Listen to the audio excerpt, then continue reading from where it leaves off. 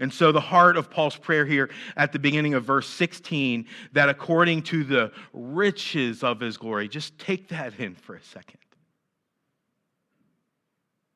He knows who can answer this prayer. He knows who is sufficient, right? He's got everything necessary to answer this prayer in his account. God's not going to write a bad check. It's not going to, do we even write checks anymore? I just dated myself big time, right? You know, we try to, what do we do? Zelle or Venmo people money with no money in our account. God's got plenty in his account. One thing about growing up in Washington, D.C., or in the Northern Virginia region, is that a lot of our field trips went to Washington, D.C. Right? We totally take it for granted. I haven't been to D.C. to a museum in forever.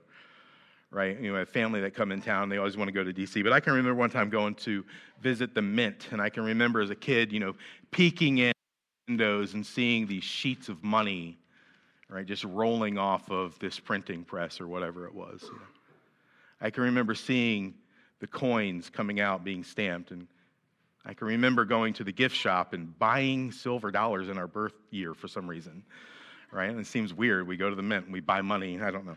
But when we think about that, and as amazing as that is to see that kind of money, it's like we're on a field trip this morning, and now we're peeking through the curtains a little bit and seeing the riches of God's glory. Paul sought something much better for his people than anything this world had to offer. And he's praying this prayer, and he knows that God can and would answer this prayer. Paul bows his posture because he's very aware that only God can give his people what they so desperately needed. Paul was broke. He was on house arrest. He couldn't do this for his people, but he knew who could. I can't help but think of the Christians in the Ukraine right now. How they would be tempted to lose heart, to give up. How weak sometimes our faith is, that when trial comes, we're just ready to give up, walk away. How easy it would be for them to be tempted to trust in NATO forces or their own military forces, and in that sense leave the God that they love. I was scrolling the Twitterverse yesterday and ran across a video of some Ukrainian Christians around a table. Did you see this? Singing, "He Holds Me Fast." I tried, but I am technologically challenged, and I was not able to get that video up for us this morning. But look it up, it's great. And I just thought, man, to sing, "He holds me fast." They had put their hope in him. And I was so moved by that. So secondly, and really the meat of the sermon today, is we're going to see 4 qualities for prayer that God is sure to answer. And I've called this the substance of effective prayer. What's the meat of a prayer that's answered? Paul prays this for his people. He prays that they would be strengthened in their inner being. We are not God. We are weak. We lack strength in our inner beings. We are insufficient to meet the needs of our own souls, let alone anybody else's. We know intellectually, right, that God, because he's not bound by the limits of our humanity, is the only one that can answer the issues and the deeper issues of our souls. But there's often a disconnect between what we know intellectually and the way that we live and feel. And so Paul here is praying that they would get this somehow. So there's strength required to endure these trials that these Ukrainian Christians are going through right now. And there is strength. It's not in yourself. But there is strength to get through whatever you're going through right now. Do you believe that? Like, do you really get it?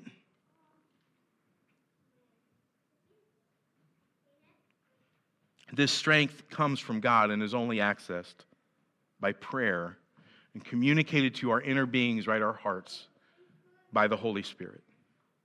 Only God can give people like that kind of confidence. So this word for power, from the word dunamai, which sounds like dynamite, right? It carries the idea not of an explosion, right, but of ability. Right? This runs through our text. It's important. The reality is that power it's going to take for us to not fail, right? Not to lose heart, not to give up in the face of adversity, in the face of war, in the face of financial collapse, in the face of cancer, in the face of anything that you're going through and will ever go through, that the answer only resides in Jesus Christ. Secondly, we see here the second quality of effective prayer is pray to be rooted and grounded in love. I love these metaphors. Paul really wants us to get something here. So Paul uses the language here that Christ may dwell in your hearts.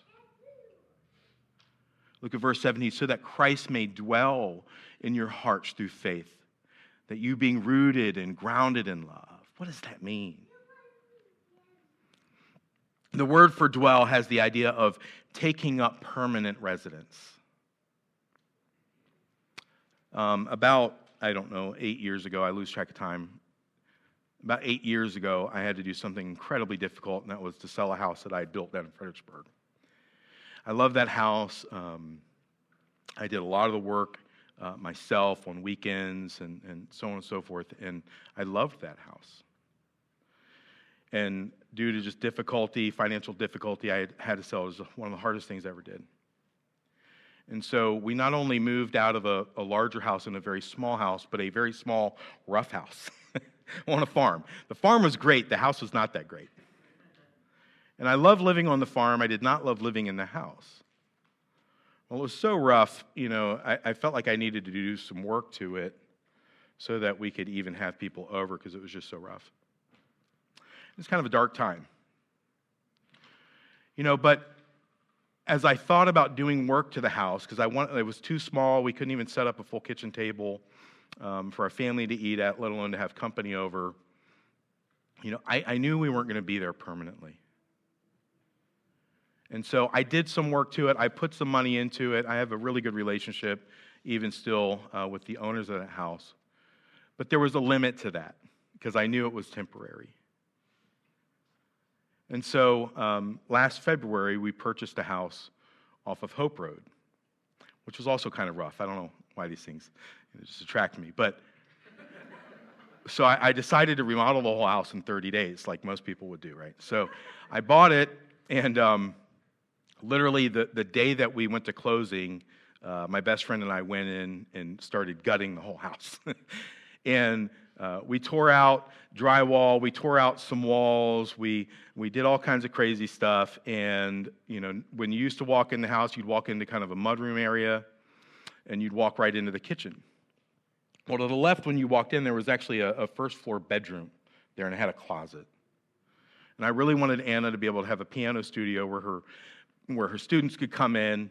And so I tore out that closet and put a door going into her room, into that room right there, and made that her piano studio, so that the doors could be closed to the rest of the house and her students could come in. So we're customizing the house, right, for our personal needs. Right? And so we tore down some walls because we wanted an open floor plan to be able to have people over, maybe host a missional community group. I built this 12-foot farm table so that we could put a bunch of people around it. Hopefully have friends over, neighbors, sit people around the table, share the gospel with people, right? And so we did that. And why did we do that? We did that because we planned to live there for a long time.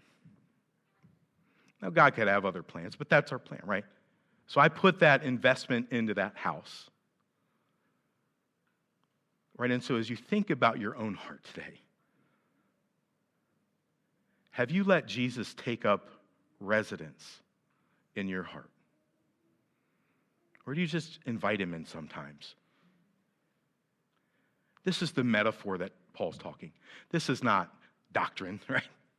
This is the metaphor. This is a picture of your relationship with Jesus. And let me ask you this morning, as we continue, would you open up, would you be willing to allow God to maybe convict you this morning? He then uses this agricultural terminology to communicate the same kind of idea, right? That they would be rooted in, and a construction term, grounded in Jesus' love. Other words, that this root system of our hearts, you think about your heart, this desire factory, right? This heart is, what it longs for is the reason why we do what we do, right? It's the reason we don't do what we don't do. And so he's talking about this heart, this not this organ that necessarily pumps blood, but this desire factory that all of our life flows from. And he's saying, where are the roots of your heart grounded in? Other words, in the desires of your heart, where are you trying to gain your satisfaction from? The issues of our life flow from this thing. And he's saying he knows that if these Ephesian believers are going to make it, if they're not going to lose heart amidst trial, that their hearts have to be rooted, not just surface roots. I mean, we're talking tree roots, right? We're talking the roots that get up under sidewalks, break sidewalks, cause water leakage and stuff, right? We're talking roots that are powerful. That when difficulty comes, hey, I'm okay. Jesus is taking me through something right now, and I'm safe in his hands. He will hold me fast.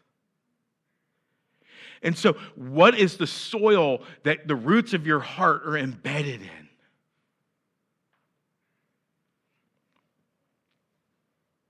Is Jesus ruling and reigning in your life? Is your heart built upon the foundation of Jesus' love? Or what is that foundation? Is he changing what makes your heart beat? As he's come in to take residence, are we allowing him to tear down those walls, right? To rip out that floral carpet that was in my house, right? As awesome as it was. Like, there's remodeling that's got to go on in here. And that only happens as the roots of our heart are rooted in Jesus' love. Well, that sounds all great, right?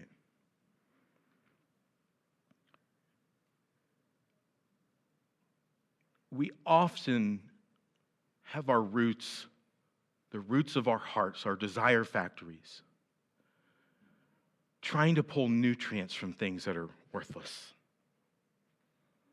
or even things that are good, but are not sufficient, weren't made to bring you satisfaction. We can be left empty. Your life is being built upon, is your life being built upon his perfect, fulfilling, sustaining, satisfying love? You don't have to go outside of him to be satisfied, right? All pastimes should be, right, in the heart that's rooted and grounded in love. Pastimes are a means of worship, not a means of fulfillment. We're thankful for friendships and relationships, but they're not idols. Even the best relationships are not sufficient to fulfill you. Don't put that burden on anybody else but Jesus to fulfill you, to satisfy you. Are you struggling with a life-dominating sin issue? Life-dominating, life-controlling sin doesn't call for a psychologist to fix it, but for the love of Christ to come swooping in and show you how much better he is than that garbage you're trying to fill your life with. The answer for the one controlled by, the list could go on and on, right? Alcohol, pornography, materialism. The list goes on and on and on.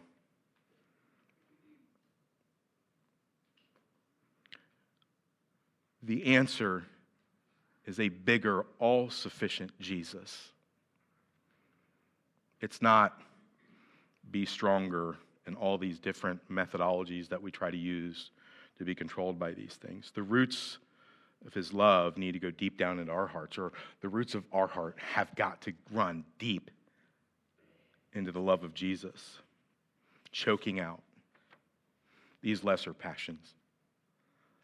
Thirdly, pray that you may comprehend the dimensions of Christ's love. At this point, we may feel, that sounds great. Now, how does this actually, what does this look like? How does this actually happen? Well, in order for a tree to grow, we must water it, right? I wouldn't know because we kill everything we're supposed to water. But we do know that it requires steady nurture, constant diet of good nutrients. If Jesus is going to take up residence and do this remodeling required, if the root system of our hearts is going to go deep into the soil of Jesus' love, then we must be constantly drawing from him, nurturing and watering our souls with a steady diet of his goodness, a steady diet of his wonder, a steady, consistent sense of awe in who he is. Paul prays that we might comprehend something that we can't comprehend here. These dimensions of Christ's love, its breadth, length, height, and depth. Paul uses spatial language to communicate a truth about the extent of Jesus' love for you and for me. We can picture in our minds an object that has breadth, width, right, a length, depth, and height, but to contemplate how to measure the love of Christ in the same way should just make our heads hurt. We can't do it. How can you measure that which can't be measured? There is no instrument, no mathematic formula that can handle calculating the extent to which Jesus loves you. When we exist in a state of being consistently captivated by his love, right? A steady diet of meditation and contemplation about the dimensions of his love for us, our lives will be radically changed. John Stott said this: Jesus' love is broad enough to encompass all mankind, right? Especially the Gentiles and Jews, like in our context here, and you and me. Long enough to last for eternity, deep enough to reach the most degraded sinner, and high enough to exalt that sinner to heaven. Paul says it differently in Romans 8:38 and 39. For I'm sure that neither death, nor life, nor angels, nor rulers, nor things present, nor things to come, nor powers, nor height, nor depth, nor anything else in all creation will be able to separate us from the love of God in Christ Jesus our Lord. Is your heart rooted in Jesus this morning? Jesus is big enough to completely satisfy your soul's longings and your sin debt and the deepest longings that you could possibly have in your soul. Fourth, pray for an experiential knowledge of Christ's love. Look at the wording here in verse 19. And to know the love of Christ that surpasses knowledge. What, Paul? That you may be filled with all the fullness of God. Paul prays this seemingly unreasonable request for these Ephesian believers. He knew the problem that plagued them, and there was something so much deeper that than just needing to clean their lives up. It's more than just being a better person, working harder. It's more than just simply going to church. It's more than just reading your Bible. There's something required for us to not only survive the stresses of life, but to thrive in those times, right? Not just to grit our teeth and hold on amidst trial and suffering, but to experience this fullness of God in our life, despite our circumstances. Paul is praying that God would communicate, to our hearts, right? This greater understanding of the love of Christ that bridges the gap between what we believe and how we feel in the way that we live. We can know what the Bible says about who Jesus is, but that God would communicate that to our hearts, that we would love it. Like, we can't get enough of it. Like, when we're reading Scripture and words are just jumping out, it's like, man, my God is so amazing. I think that's what he's talking about. So Paul prays that our emptiness, are you empty? Where are your heart roots? Are you drinking from wells that just dry you up? Are you feeding on food that just can't satisfy? What are you trying to dump into your heart to satisfy yourself? That's not Jesus.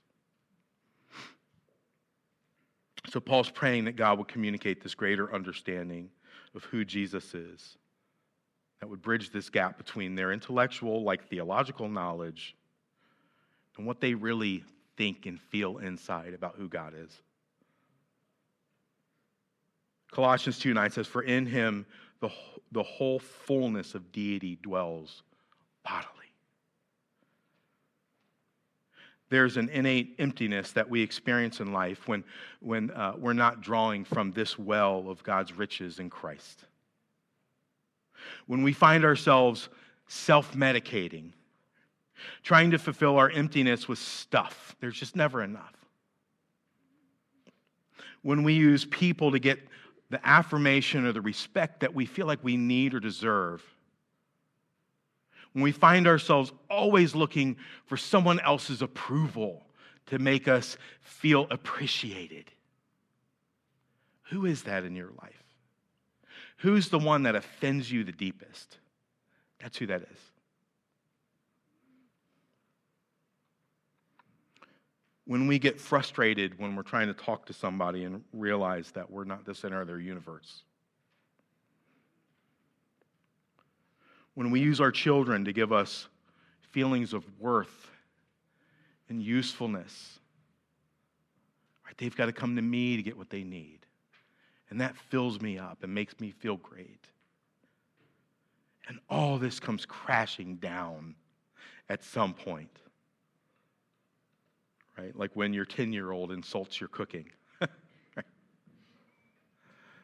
Or your, whatever, fill-in-the-blank age-year-old says, why can't you give me what so-and-so's parents give their kid? They're welcome to give my kids stuff too, but that never happens. What are those idols of our heart? Those walls that just need to be torn out. We naturally find ourselves empty as we seek to satisfy the longings of our heart, right? Those of our inner beings, as Paul says here. Our souls with insufficient means, right? People, substances, medication, psychology, possessions, hobbies. We will always find emptiness at the end of the road if we're not consistently being filled up with the love of Christ. In no way am I saying that medication is wrong. Don't misunderstand what I mean there. Harry Ironside said, the secret of holiness is heart occupation with Christ.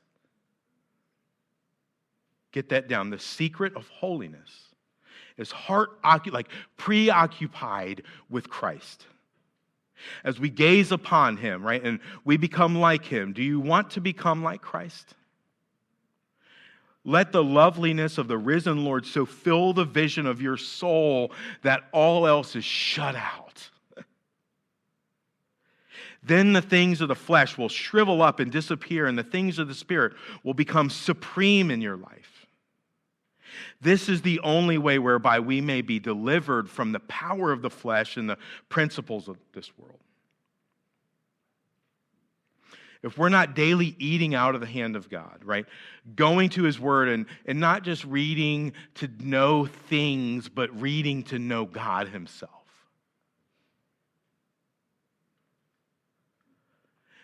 This is why people are empty.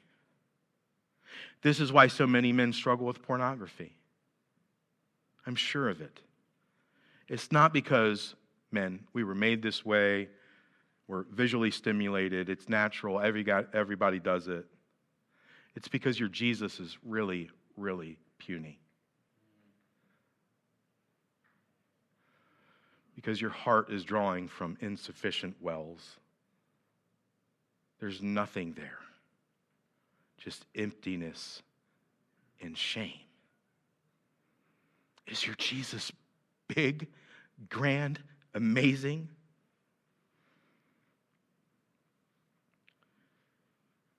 It's because we need the beauty of Christ to come into our hearts like a flood, pushing out all of that other junk. Jesus is the answer to your emptiness. Jesus is the answer to your deeper inner longings for satisfaction. And Jesus is the answer for your salvation.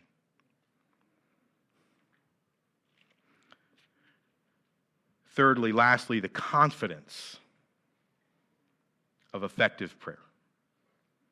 Where's Paul's confidence? This is Paul's mic drop. It's like, boom, it's over. I got nothing else to say. As if he's not expecting God to answer his prayer, but expecting that God would do something even better. Even bigger, right? His confidence was such that he knew that God knew far better what these people needed than even he did.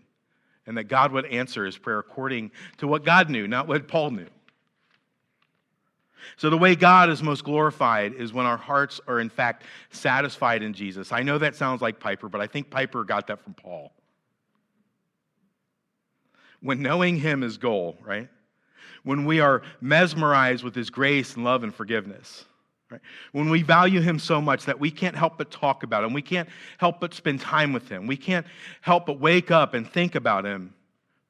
When people let us down, we're fine. Because we're not going to them to fill us up anyways. We're not devastated when our kids don't give us the recognition we feel like we deserve. Because we're not using them to get what we actually need. We're using Jesus to get what we actually need.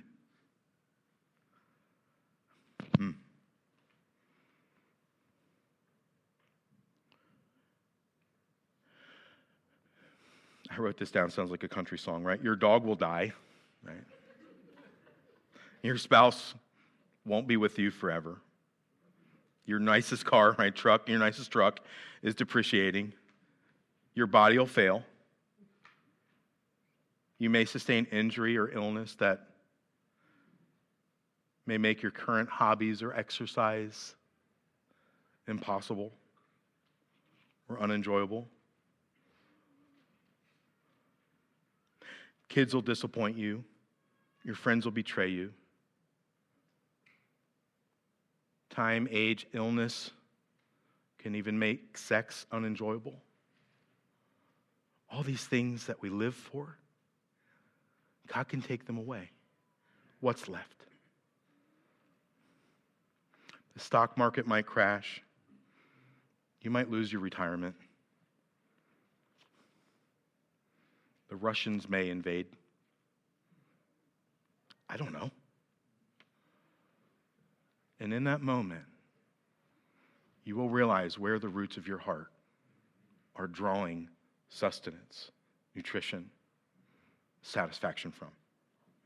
There is no certainty in the things, the systems, and people that we put so much of our energy in. But there is one pathway that leads to true, total, everlasting fulfillment. And that pathway is running after Jesus. He will not disappoint, but actually, as Paul ends this section, he is able to do far more abundantly than we think or ask. This is what's called a superlative. It carries the idea that God can do immeasurably more or vastly more than more. This is our hope. This is Paul's confidence. God knows our needs completely. God knows your needs this morning completely. We think we know, we think we lack, we think we know what we lack and know what we need. But God knows exactly what you're going through and exactly what you need this morning. Paul then launches into this doxology, right? This praise, doxa meaning glory. Doxology is giving God the glory, the praise that he deserves. He says, to him be glory in the church, in Christ Jesus, throughout all generations, forever and ever. This is how God is most glorified in the church, let alone our church. His kingdom people, his new human race, made by him and for him. Right? His people, the church, actively glorifies God as we find our existence in him. As our hearts are rooted in him, we're drawing from him daily, all the time, constantly drawing from him. We're not filling ourselves up with junk. We're not filling ourselves up with other people. They don't give us what we need. We don't expect other people to give us what we need. This is what it looks like for a church to glorify God. I'm going to end here with three things and ways that I think that Pillar Church of Stafford is glorifying God. First, the unity that we have in our church. We're not hearing gossip and problems going around the church. We're truly loving one another in unity. We see that all throughout the church, all the different ministry teams. And that's amazing. Keep it up. Secondly, our missional communities are growing. These are groups that allow deeper development in relationships, true gospel relationships within the church for discipleship and mission.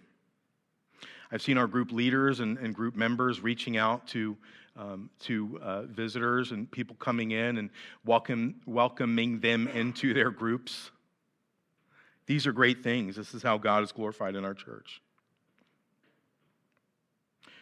Thirdly, Friday and yesterday, we had almost 20 people from our church go through ESL training. I don't know what's going on down there. They're glorifying God, I think. So. But we had almost 20 people from our small, brand new church go through ESL training. And the excitement that there was in that room, I just sat back and I was like, this is amazing. They had fun. They were laughing. I've got a video I'll show it some other time. But they had so much fun. And about 9:30 yesterday, they started talking about our ESL program that doesn't exist yet. But they owned it. And they're like, God, how can we reach these Afghans with the gospel?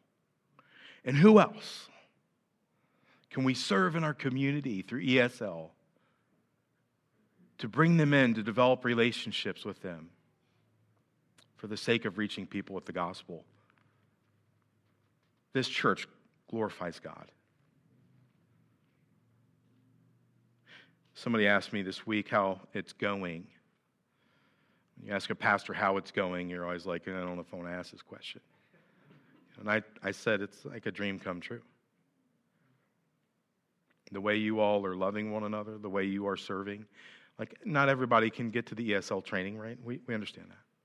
Just like not everybody can get up here, thankfully, right, and play. Right? Not everybody can be downstairs working with the kids this morning. Right? Not everybody can do sound tech. But as God lays things on your heart in ways that you can serve community and each other, that's amazing. I couldn't be any happier for the way things are going here.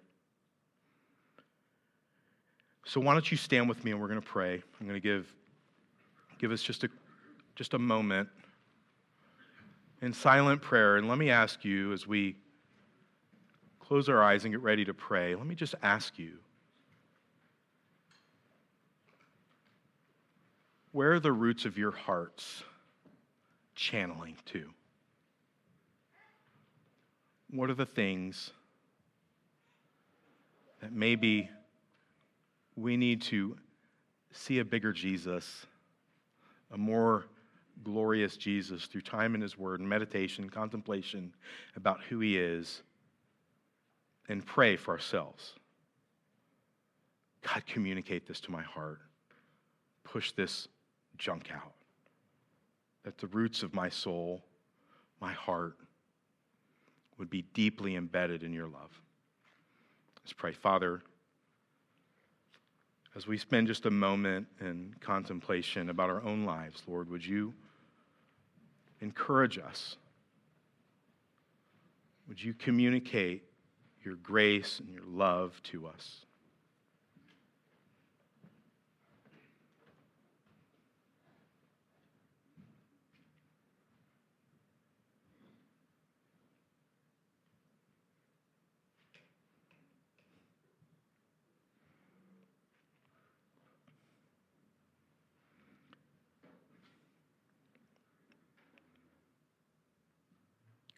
Jesus, you are amazing. You are worth our attention. You are worth our time. Lord, you died for us. Because of your death, we're forgiven. We're made right. Lord, and we thank you. Father, would you help our faith life, Lord, to be deeply rooted, that our hearts, our desires, Lord, would be seeking true fulfillment and satisfaction in this life now in you. And nothing, no one else. No pastimes, Lord, nothing, no substances, nothing. Lord, but our fulfillment would only be sought in you. In Jesus' name, amen.